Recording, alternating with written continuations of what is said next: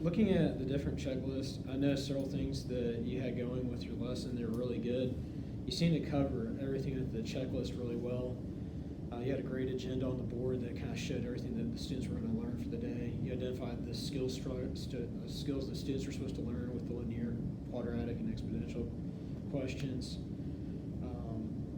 Identifying the big idea, which was to determine, was it the Y value, I guess? Well, yeah, they had to use the Y values to determine what type of function it was. Okay. Addressing the meaningful and important topics, saving that for the child's future activity was a great way to give them some interest. I like how you mentioned that they're doing a lot more, they're more engaged with student activities that relate to something that's practical to them, which I think that's a great thing for personal savings, things like that. Students kind of engage more with stuff that leads more to them. High school kids love to talk about money. Oh yeah, definitely. Use the most appropriate words. So struggling with words, I noticed that you had word banks and you tried to work with them on trying to use those words, the math words that relate to the context. Right. Keep language easy to understand. One of the things that I thought that was great is that you talked about in several questions, we'll look at the question chart in a second, that you used several words that discussed which ways the students could use those in their questioning and things like that, where it broke down a little bit easier for them. Prompt students to use learning strategies. I like the idea that you gave them the Desmos idea to use for their math linear questioning, because that just kind of shows that they have another way to kind of see it visually, because a lot of students don't always learn auditory, visually it sometimes kind of breaks it down for a little better.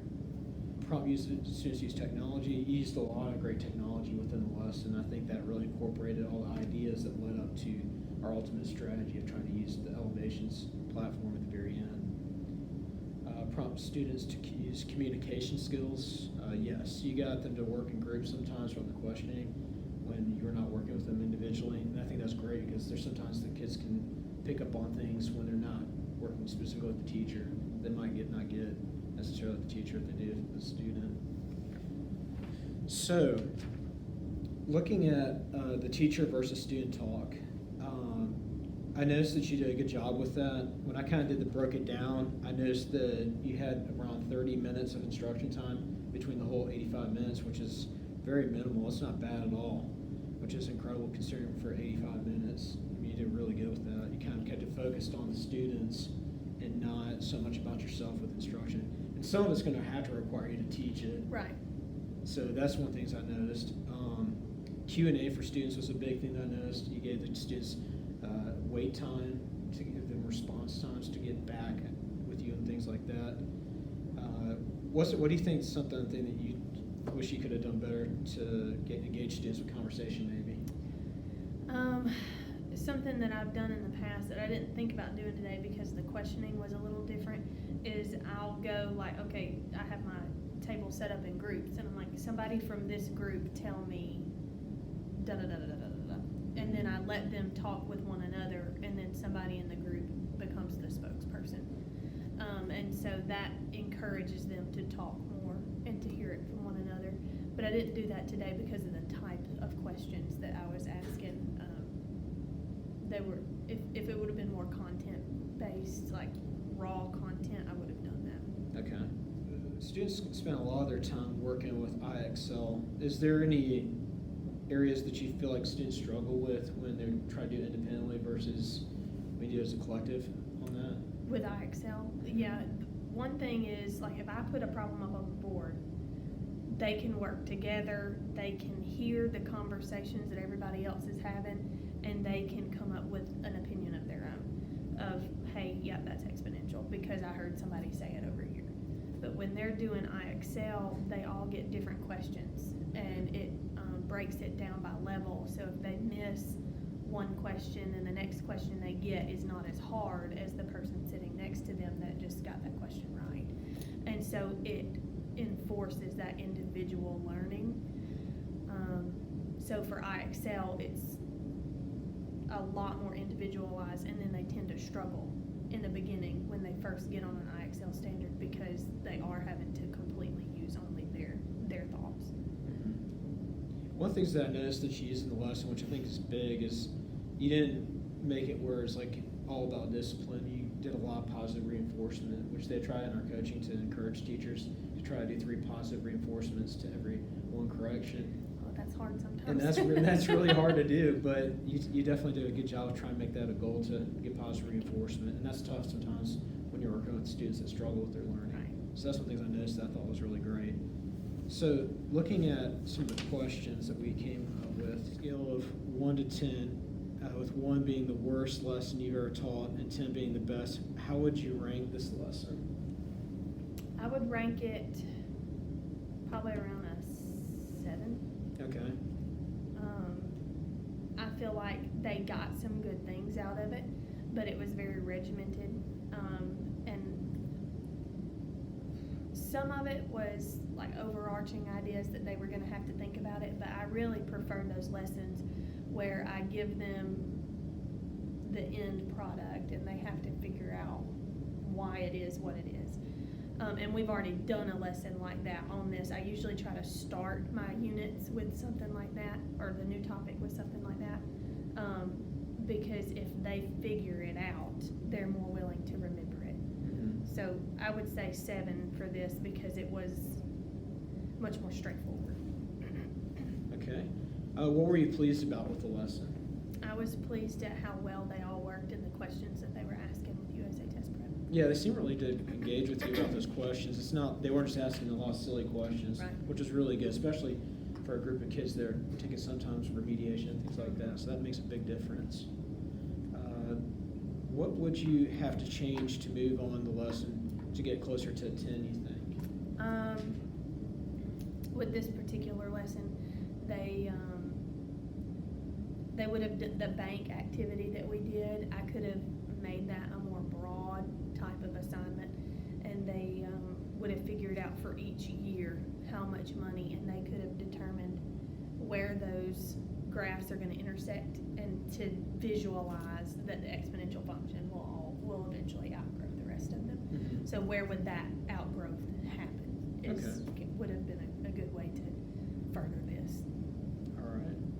So what would your students be doing differently in your class if your class was a 10, you think?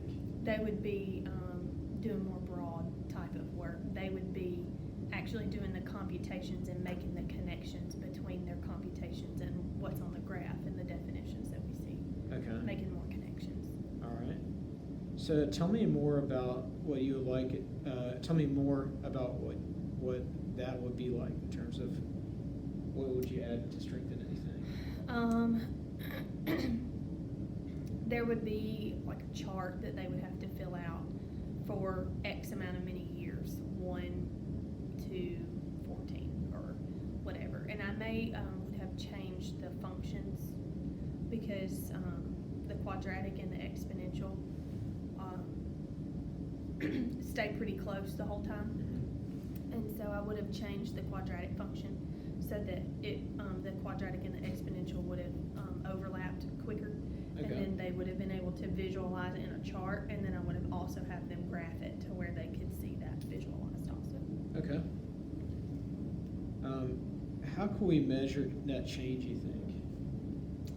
Oh, that's a good question. Like measuring their understanding, like maybe how from the much. data. Well, one, I would have graded it, but we could have done the same type of closing activity that we did today, Mm-hmm. and have them, list what part of that assignment did they not understand, Mm-hmm. what part did they think that they really got, that kind of thing. Okay. Let's see. Do you want this to be your goal? To see the change? Yeah, I would like for all of my lessons to be a 9 or a 10 in my book, Mm-hmm. but I know that that's not always feasible in math because there are times where you just have to sit and practice. Yeah, and it's different with each group of students. You're Right. not going to get the same results out of every group of Exactly. class. They're all unique to Exactly. themselves. And also depends on the day too, like you're talking about earlier. So, do you want this to be your goal in the future? Actually, we got that. Yeah. So, if you could hit that goal, what would it really matter to you? Would it really matter to you? Sorry. Yeah, it would matter. These kids, are the struggling learners that have kind of been dubbed the struggler, you know. And so if I could hit that goal and they could actually start to make those connections and be interested in learning the math instead of just being given the math, I think that would be a huge leap for these kids. Yeah, A definitely. huge leap. And using the technology like the IXL and this USA test prep gives you a better read of what they're doing, and also lets you see in real time what they're struggling with Yeah. when they submit their answers. And IXL gives the kids immediate feedback. So if they miss a question, it goes and compares their work and how they would have gotten their answer to the work of how to do it correctly. And so it's immediate feedback, but it's also, you know, it's graded, it's data, it's something I can use for tomorrow. Yeah, definitely. And I liked how when you were using it in the lesson, you gave students a chance to go back and look it over, and you could tell really quickly with the data coming through the technology component that you could tell the kids who were actually trying versus the kids who were not trying, which is a great thing with technology. A lot of times kids tend to, if they're, so number 9 says, what teaching strategy can you use to hit your goal?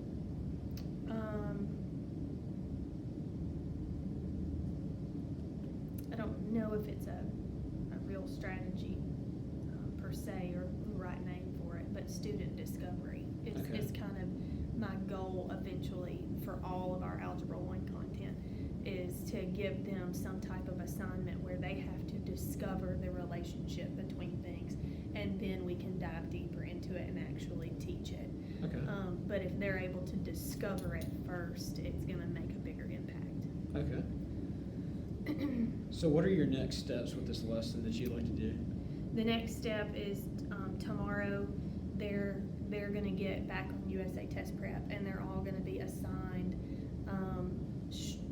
practice based on what standards they struggled with, what questions they struggled with, and so they're going to get to do that, and then they'll get a quiz review. Okay. And then they'll take their quiz Wednesday. Okay. So they'll be able to self-remediate. Each individual person will get different problems, and the amount of problems that they need for the grade that they made. And then the students that made a 100 on the first go-around, they'll get an enrichment assignment where it can take them a step further. Okay. What is the linear, quadratic, and exponential? Yeah, is it? Yeah. And so that kind of, I think that was good because you're defining the goal of what you want the students to learn. Right. From the onset. Like everybody knows exactly what you're wanting and expecting from them. So is that something that you guys are working already on? Yes, we've done that the past 2 days. Okay. And then also you discussed how gradually, eventually, and extinct were keywords that you wanted to remember going through the lesson when thinking about their engagement with the questioning, which is good because it kind of gave them a preview of what to expect. Right. Well, and I knew from first block that they are struggling with reading their questions because they didn't understand those words. And so when I explained those words to them, they were like, oh, well then it's this. Mm-hmm. And so if I were able to explain that up front, then maybe they could, I could see which kids could take that and use that. Okay. You asked the students a question, and it's kind of interesting seeing the students' reactions with it because it had made them kind of have to think outside the box. How old are you? How many years do you spend within the school before you go to college? And a lot of students kind of had to think back on that. Well, and a lot of them think 12. Yeah. Because, oh, well, it's 12 years. After the 12th grade, I graduate. But they don't think about, kindergarten and if they went to pre-K and stuff like that. Yeah, and I think that's good for a big picture in terms of like what they're thinking. As you asked, which was good, is you made sure that you asked them to see anybody need help with logging in. A lot of times, teachers always assume that students just get technology right away and they get in those things. And I noticed that you had several students ask for logins and things like that. And you think being in the third quarter that wouldn't be an issue, but still, Seeing as how it's printed out somewhere in their notebook because I gave it to them. Yeah, and they lose that stuff. So I thought it was good that you're able to respond quickly with that and not waste a lot of time trying to figure out where those logins and things were like that. One of the things you asked with the with the closing activity, I think that a lot of times it lets the kids know that if you don't get it right away, that's okay. Sometimes you're not going to always get a closing activity. And if it's something new and you've never done before, sometimes you have to ask them that to kind of make them feel comfortable with asking. Who is an ELL learner, and so I understand that maybe this was a little more difficult for him. However, there's not a lot of words on here, so it shouldn't have been overwhelming. And with his elevations, in his elevations, you can see that his score, I'm drawing a blank right now on what it is, but he's not proficient in English. He's the emerging learner. Like he is not just the beginner. He's growing. And so he should have been able to listen to our instructions and maybe ask a question or two and then be able to understand what we were doing. But he decided to crumble his paper up and put it in his backpack 10 minutes before bell rang. But anyways, so I'm looking at this, and this is my co-teacher's handwriting. And so the co-teacher sat with him and tried to pull stuff from him. And I noticed that the only thing he could tell us about the topics that we've learned is exponential. That's the only thing that he can come up with. The one thing that he needs help on is quadratic from the table of values. So he doesn't understand what makes a table of values quadratic. And then a detail that you understand is compound interest, but that's not in our content. That's not in this standard. In this unit, that was last unit that they took a test on last week. And so that's really frightening almost, that he doesn't even really know what we've been doing the past 3 days. And he sits in the front and he's engaged, he's doing, he's subtracting, he's multiplying, he's writing. You know, I let him use expo markers on their desk and he's doing the work and his IXL standards are done. But he can't verbalize what we're doing. And so this was a good activity for me to see that he can't verbalize it. He understands the skill but doesn't understand the topic. Okay. And then I've got a medium type of student who tends to struggle with self-motivation. And so during this last 10 minutes where they're filling this out, I had to go to him several times and say, hey, you know, you need to fill this out for me so that I can use it for tomorrow. And he didn't fill out the 3 most important points at all. So he didn't tell me anything that we've learned the past 3 days.